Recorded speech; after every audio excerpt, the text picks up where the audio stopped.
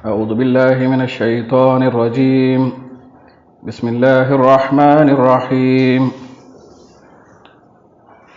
الرحمن علم القرآن خلق الإنسان علمه البيان صدق اللہ العظیم. اللہ کے نام سے جو بے انتہا مہربان اور رحم فرمانے والا ہے. نہایت مہربان خدا نے اس قرآن کی تعلیم دی ہے. اسی نے انسان کو پیدا کیا اور اسے بولنا سکھایا.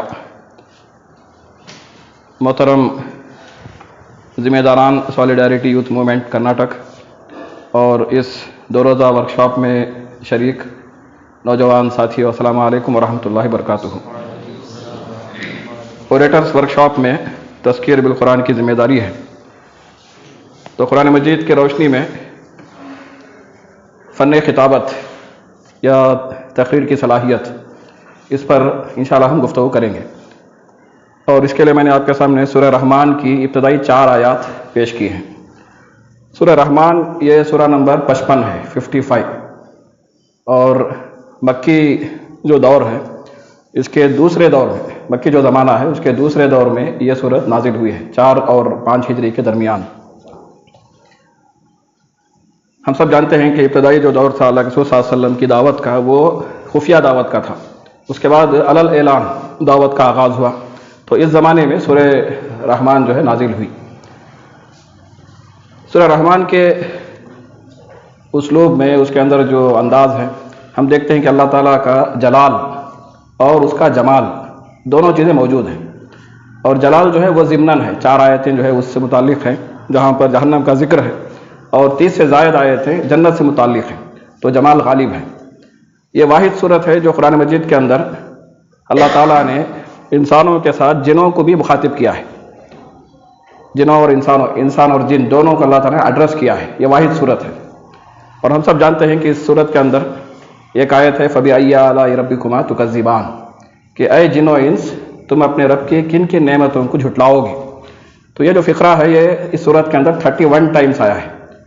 اور اس کے اندر ایک بار بار اللہ تعالیٰ جو ہے سوال کرتا ہے، غور و فکر کی دعوت دیتا ہے اور شکر گزاری کی تلقین کرتا ہے. یہ جو اعلیٰ ہے، اعلیٰ کے معنی ہیں نعمتیں، لیکن صرف نعمت نہیں، اس کے اندر بہت سارے اور مفہوم بھی ہیں، جیسے اللہ کی قدرت، اس کی طاقت، اس کے عجائب قدرت اور کمالات، عنایتیں، مہربانیاں اور اوصاف حمیدہ، مختلف اس کے جو ہے معنی ہیں. تفہیم القرآن کے اندر آپ دیکھیں گے سورہ رحمان کی ترجمانی میں اس امر کا لحاظ رکھا گیا ہے. جگہ جگہ آپ دیکھیں گے اس کے اندر ویریشنز ترجمے میں پائے جاتے ہیں.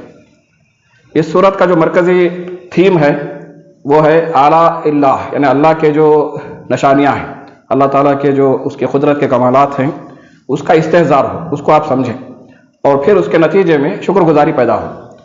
اور پھر اسی طرح جو ہے آخرت کے سلسلے میں آپ کا یقین پیدا ہو، جنت اور دوزخ، عذاب اور ثواب، اس کے سلسلے میں تلقین آپ کو اس میں ملتی ہے. قرآن مجید کے علاوہ آفاق اور انفس میں غور و فکر، یہ بھی اس صورت کے اندر ایک مرکزی نقطہ ہے. سورہ رحمان سورہ نمبر 55 ہے، اور اس کے بعد کی جو صورت ہے وہ سورہ واقعہ ہے 56. اور قرآن مجید کی بہت ساری صورتیں آپس میں وہ پیئرز کی شکل میں ہوتے ہیں. پیئرز کی خوبی یہ ہوتی ہے کہ اس کے اندر دونوں مل کر ایک بات مکمل کرتے ہیں. 2 faces of a single coin، heads and tells ہوتے ہیں، دونوں مل کر ایک سکہ ہوتا ہے. اسی طرح قرآن مجید کے بھی بہت ساری صورتیں وہ آپس میں پیئرز ہوتے ہیں. سورہ اعلیٰ، سورہ غاشیہ، معوذتین، سورہ فلق، سورہ ناس، اسی طرح سورہ رحمان اور سورہ واقعہ. تو اس کے اندر تھیمز کی جو سملیرٹی ہوتی ہے اور یہ ایک دوسرے کو مکمل کرتے ہیں. تو سورہ رحمان اور سورہ واقعہ کے اندر ایک دلچسپ بات آپ کو یہ محسوس ہوگی کہ دونوں کے اندر 5 تھیمز ہیں. وہ 5 تھیمز جو ہے سورہ رحمان میں جو 5 تھیمز ہیں اس کا مرر ریفلیکشن وہ سورہ واقعہ کے اندر ہے. تو آپ دیکھیں گے 1 2 3 4 5، یہ جو سیکوینس ہے 5 سے جو ہے واقعہ کا جو ہے اس کا بالکل اپوزٹ سیکوینس ملتا ہے. جیسے قرآن کی عظمت، یہ تھیم نمبر 1 ہے سورہ رحمان کے اندر، یہ سورہ واقعہ کے آخر میں بیان ہوا ہے. دوسرے نمبر پر اللہ کی خلاقیت، اس کے جو کریشنز ہیں، اس کے جو تخلیقی کارنامے ہیں، وہ دوسرا تھیم ہے. یہ سورہ رحمان میں لاسٹ بٹ 1 ہے. درمیان کا جو تھیم ہے وہ اصحاب الشمال، جہنم کے حوالے سے گفتگو، اصحاب الشمال کے بارے میں گفتگو، یہ دونوں میں درمیان میں آتا ہے. اس کے بعد چوتھے نمبر پر اصحاب الیمین، یہ سورہ رحمان میں چوتھے نمبر پر ہے، اور یہاں پر آپ دیکھیں گے سورہ واقعہ کے اندر دوسرے نمبر پر ہے. اور اسی طرح السابقون جو آگے بڑھ گئے اعلیٰ جنت کے لوگ، ان کا ذکر سورہ رحمان میں آخر میں ہے، سورہ واقعہ میں شروع میں ہے. تو یہ تھیمز کا جو ہے ایک کمپیریزن آپ دونوں صورتوں میں دیکھتے ہیں. یہ جو سورہ رحمان ہے، الرحمن یعنی بے انتہا مہربانی کرنے والا. تو رحمان جو ہے یہ اللہ کی صفاتی ناموں میں سب سے بلند صفت. اللہ تعالیٰ جو ہے اس کا اس میں ذات پراپر ناؤن ہے، ذاتی نام. اس کے 99 نام جو ہے صفاتی نام ہیں، ایٹریبیوٹس. تو ان صفاتی ناموں میں سب سے بلند جو صفت ہے وہ الرحمن. اور آپ جانتے ہیں اللہ کے رسول صلی اللہ علیہ وسلم نے ایک حدیث میں یہ بات فرمائی کہ ان احب اسمائکم الی اللہ عبداللہ و عبد الرحمن. تمہارے ناموں میں اللہ کو جو پسندیدہ نام ہیں وہ عبداللہ ہیں اور عبد الرحمن ہیں. تو گویا آپ دیکھتے ہیں کہ ایک ذاتی نام کا حوالہ ہے اور ایک اس کی صفاتی ناموں میں سب سے بلند صفت کا ذکر آپ کو اس میں ملتا ہے، عبداللہ اور عبد الرحمن.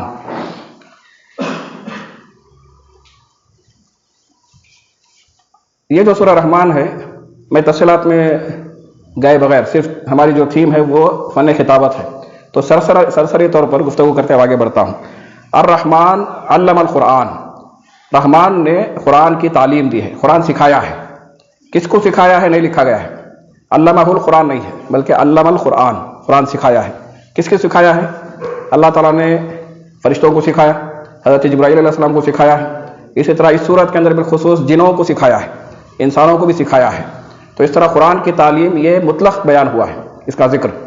تو اس کے اندر عموم پایا جاتا ہے، بہت سارے اس کے اندر مفہوم کے اندر گنجائش پائی جاتی ہے. لیکن بعد میں آپ دیکھیں گے علمہ البیان کے اندر تخصیص ہے.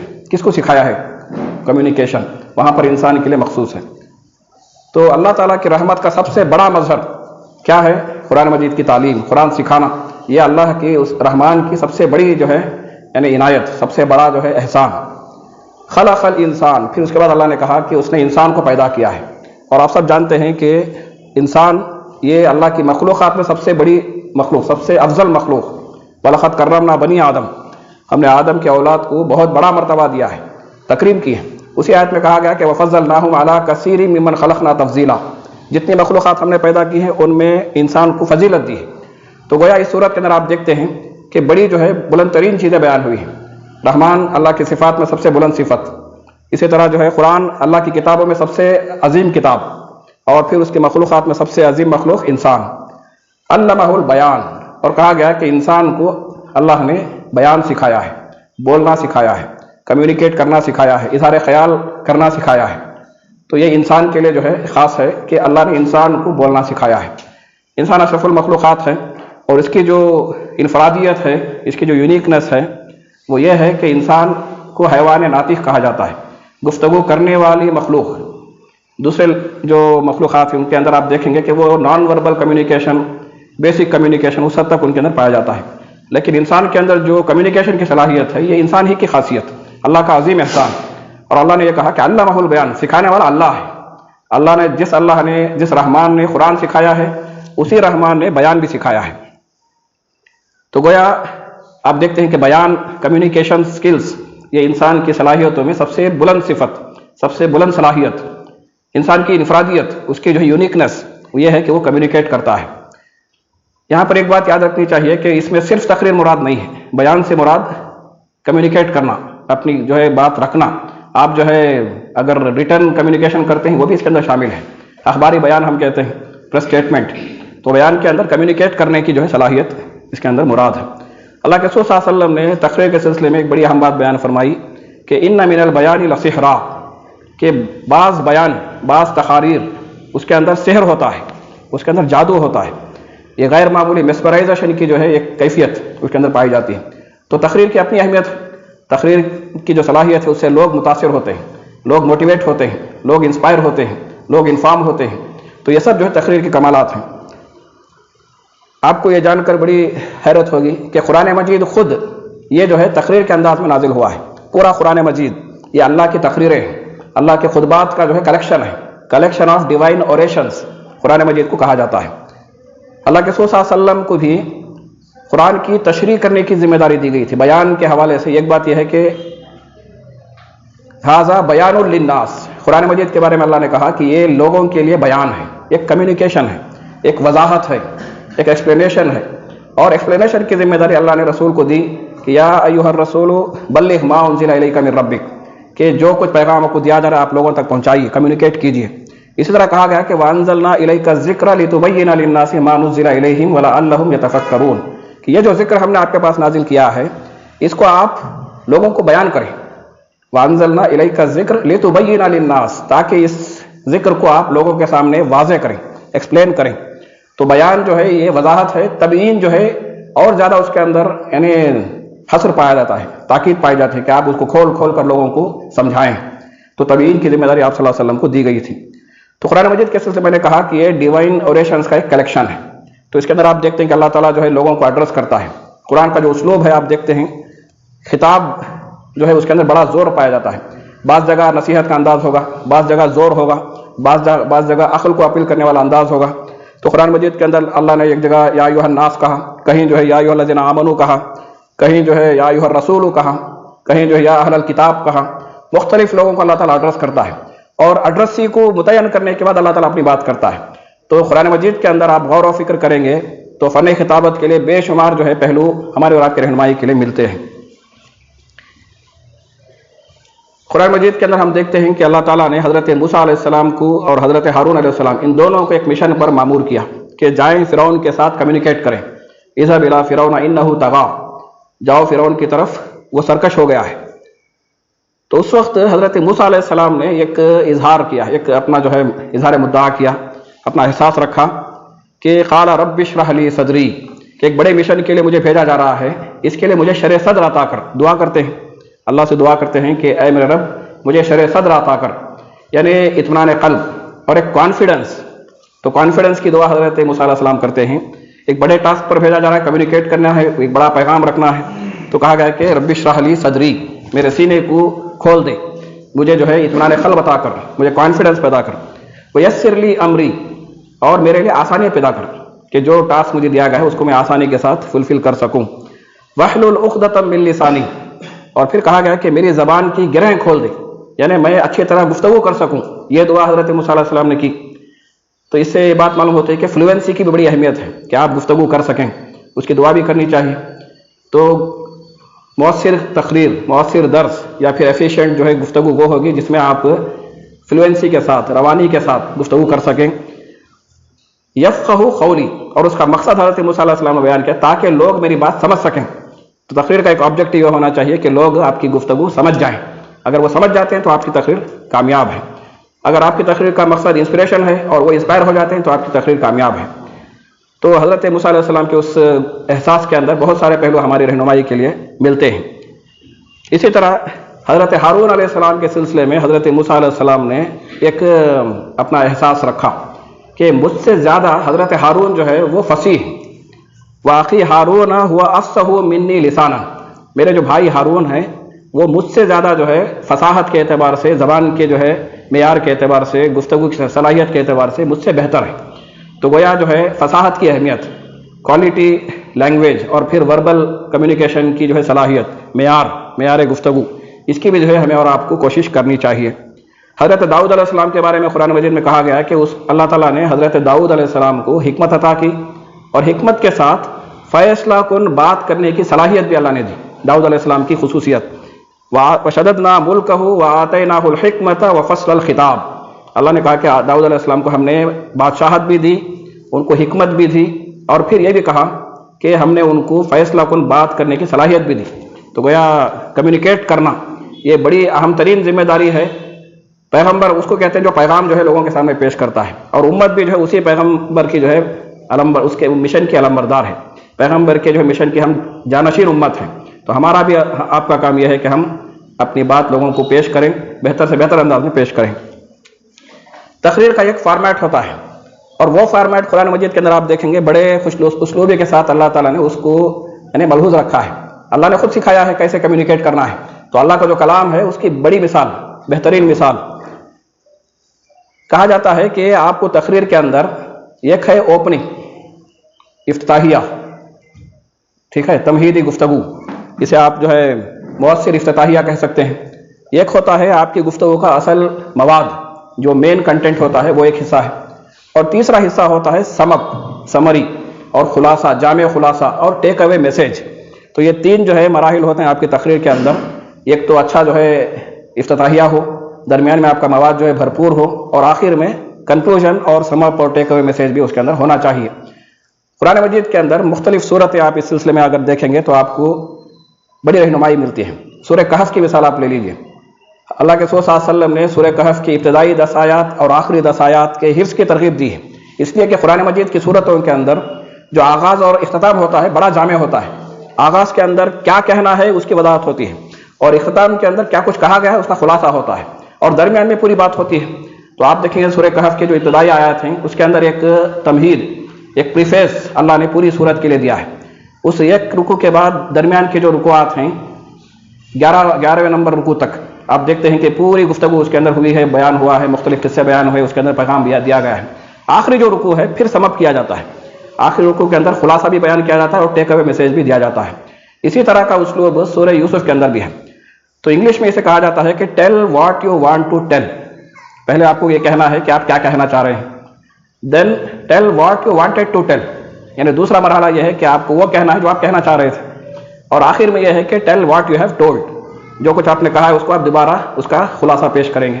تو یہ جو فارمولا ہے اس کے مطابق قرآن مجید کی سورہ کہف، اسی طرح سورہ یوسف کے اندر بھی، سورہ یوسف کے شروع میں بھی آپ دیکھتے ہیں کہ بڑی اچھی تمہید ہے، نحن نقص علیک نبأہم بالحق، نحن نقص علیک احسن القصص، وہاں پر سورہ کہف میں جو ہے اصحاب الکہف کا واقعہ ہے، سورہ یوسف کے اندر حضرت یوسف علیہ السلام کا قصہ بیان ہوا ہے، احسن القصص بیان کرنے کا ذکر اللہ شروع کرتا ہے۔ پورے سورہ یوسف کے اندر حضرت یوسف علیہ السلام کا قصہ آپ کو جو ہے تفصیل سے ملتا ہے۔ آخری رکوع کے اندر پھر دوبارہ آپ کو سمری اور پھر ٹیک اوے میسیج ملتا ہے، اس کا آپ مطالعہ کریں گے تو انشاءاللہ فائدہ ہوگا۔ میں گفتگو آگے بڑھاتے ہوئے ایک بڑا اہم پہلو آپ کے سامنے رکھنا ضروری سمجھتا ہوں، وہ یہ ہے کہ قرآن مجید کے اندر بعض تقریریں بھی آئی ہیں، فل فلیش تقریریں تو نہیں ہیں لیکن آپ کو ایک دو مثالیں تو اس طرح مل جاتی ہیں جو تقریر کی نوعیت کی ہیں۔ ایک تو خود سورہ یوسف کے اندر حضرت یوسف علیہ السلام کی تقریر، جیل کے ساتھیوں کے ساتھ آپ نے جو گفتگو کی، جب ان سے پوچھا گیا کہ خواب کی تعبیر آپ بتائیں تو حضرت یوسف علیہ السلام نے کہا کہ یہ جو کچھ میں آپ کو بتاؤں گا ذالکما مما علمنی ربی، کہ یہ جو کچھ میں آپ کو بتاؤں گا یہ میرے رب کی طرف سے ہے، میرے رب نے مجھے سمجھایا ہے۔ اور پھر وہ اس کے بعد ان کا نریشن ہوتا ہے، اپنے جو ہے تاریخ بیان کرتے ہیں، ان کا اپنی سٹوری بیان کرتے ہیں، اور پھر اس کے بعد وہ سوالات کرتے ہیں کہ یا صاحب السجن، اے جیل کے ساتھیوں، ارباب متفرقون خیر ام اللہ الواحد القہار، کہ بہت سارے جو ہے پروردگار اچھے ہیں، یہ ایک اللہ جو ہے اچھا ہے، کس کی جو ہے غلامی آپ کو جو ہے پسند ہوگی۔ اور پھر وہ اس تقریر کے اندر بہت ساری باتیں بیان ہوئی، اس پر گفتگو کا موقع نہیں ہے۔ تو سورہ یوسف کے اندر ایک تقریر آپ کو جو ہے ایک نمونہ ملتا ہے۔ اسی طرح سورہ مومن، سورہ نمبر 40، اس میں ایک مومن کی تقریر کو اللہ تعالیٰ نے نریٹ کیا ہے، تقریباً ایک پونا صفحہ جو ہے وہ تقریر ہے جس میں وہ مومن بندے جو ہے اپنی گفتگو پیش کرتے ہیں۔ سورہ مومن کا آپ مطالعہ کر لیجیے۔ اور ایک چھوٹی تقریر ہے، بالکل شارٹ سپیچ آپ دیکھیں گے تو حضرت موسیٰ علیہ السلام کی ایک تقریر ہے، جب فرعون کے مظالم سے بنی اسرائیل پریشان ہو گئی تو اس وقت حضرت موسیٰ علیہ السلام نے کہا کہ قال موسیٰ لقومہ استعینوا باللہ واصبروا ان الارض للہ یورثها من یشاء من عبادہ والعاقبۃ للمتقین۔ تو اس طرح آپ قرآن مجید کے اندر دیکھیں گے تو بہت ساری اس طرح کمیونیکیشن کی مثالیں ملیں گی۔ آخری جو پہلو میں رکھنا چاہتا ہوں وہ یہ ہے کہ ہماری گفتگو کے لیے مختلف سٹائلز ہو سکتے ہیں، اور یہ بھی قرآن مجید کے اندر مفصل رہنمائی موجود ہے۔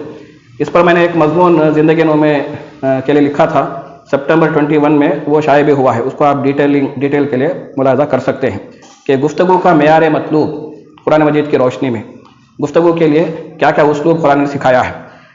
اللہ کے رسول صلی اللہ علیہ وسلم نے فرمایا کہ کلم الناس علی قدر عقولہم، لوگوں کو ان کے عقل کے مطابق بات کرو، آڈینس کون ہے اس کے مطابق آپ بات کریں۔ علماء ہیں تو ان کے اندر آپ کی گفتگو کا رنگ الگ ہوگا، عام لوگ ہوں گے تو ان کے لیے آپ الگ انداز سے گفتگو کریں گے، اسی طرح خواتین ہوں گے تو ان کے لیے آپ انداز الگ اختیار کریں گے۔ تو مختلف سچویشنز کے لیے مختلف آپ کے جو ہے لہجے ہو سکتے ہیں۔ بڑے لوگوں کے سامنے گفتگو کرنا ہے تو آپ کا جو انداز ہوگا وہ جو ہے بڑا آفینسو نہیں ہوگا، بلکہ بڑا جو ہے نرم ہوگا اور احترام کی گفتگو آپ کریں گے۔ تو قرآن مجید کے اندر کم از کم جو ہے 8 ایسے ویریشنز ہیں جو بیان ہوئے ہیں۔ ایک ہے قول معروف، اللہ نے کہا کہ وقولوا لهم قولا معروفا، معروف گفتگو، بھلی گفتگو، اچھی گفتگو، اس کے الگ الگ سچویشنز ہیں جو قرآن میں بیان ہوئے ہیں۔ ایک ہے قول سدید، سیدھی سادی بات، دو ٹوک بات، کلیئر کمیونیکیشن، وقولوا قولا سدیدا، یہ جو ہے نکاح کے خطبے کے اندر اس کو پڑھا جاتا ہے۔ اسی طرح قول بلیغ ہے، یعنی بلیغ گفتگو، ایک کوالٹی گفتگو اور معیاری گفتگو، وقل لهم فی انفسہم قولا بلیغا قرآن میں آیا ہے۔ اسی طرح ایک ہے قول کریم، نرم گفتگو، وقل لهما قولا کریما، یہ جو ہے پیرنٹس کے حوالے سے، والدین کے حوالے سے اللہ نے رہنمائی کی۔ قول میسور ایک ہے، ہمارا میسور نہیں، آسان گفتگو کہا گیا کہ فقل لہم قولا میسورا، آسان گفتگو آپ کریں، بالکل عام اگر لوگ ہیں لے مین ہیں ان کے سامنے آپ گفتگو کریں گے تو بڑی عام فہم انداز سے گفتگو کریں گے۔ ایک ہے قول لین، حضرت موسیٰ علیہ السلام کو اللہ نے کہا اور حضرت ہارون علیہ السلام کو دونوں جو ہے فرعون کے دربار میں جائیں، کہا گیا کہ فقولا لہ قولا لینا، نرم گفتگو آپ کریں، یقیناً وہ ہارش ہے لیکن آپ کی گفتگو نرم ہوگی تو ہو سکتا ہے کہ وہ متاثر ہو سکتا ہے وہ غور و فکر کے لیے تیار ہو جائے۔ تو الگ الگ سچویشنز کے لیے الگ الگ رہنمائی ملتی ہے۔ ایک ہے قول احسن، اچھی گفتگو آپ کریں، وقولوا للناس حسنا، لوگوں کے ساتھ اچھی گفتگو کریں آپ، خوشنما گفتگو کریں۔ اور ایک ہے فصل الخطاب، جیسے داؤد علیہ السلام کے بارے میں نے کہا وَآتَيْنَاهُ الْحِكْمَةَ وَفَصْلَ الْخِطَابِ، یہ چند باتیں میں نے آپ کے سامنے رکھی ہیں، وقت ہو گیا ہے۔ اللہ تعالیٰ سے دعا ہے کہ اللہ تعالیٰ ہمیں اپنے اظہار خیال کی صلاحیتوں کو بہتر بنانے کے سلسلے میں اللہ متوجہ فرمائے، اور یہ جو جماعت کی رواں میقات کا مشن ہے کہ رائے عامہ کو اسلام کے اور مسلمانوں کے حق میں ہموار کرنا، اس کے لیے جو ہے کمیونیکیشن کی بڑی اہمیت ہے، پبلک اوپینین کو انفلوئنس کرنا ہماری کمیونیکیشن صلاحیتوں پر اس کا انحصار ہوتا ہے۔ اللہ تعالیٰ ہماری مدد فرمائے۔ وآخر دعوانا الحمدللہ رب العالمین۔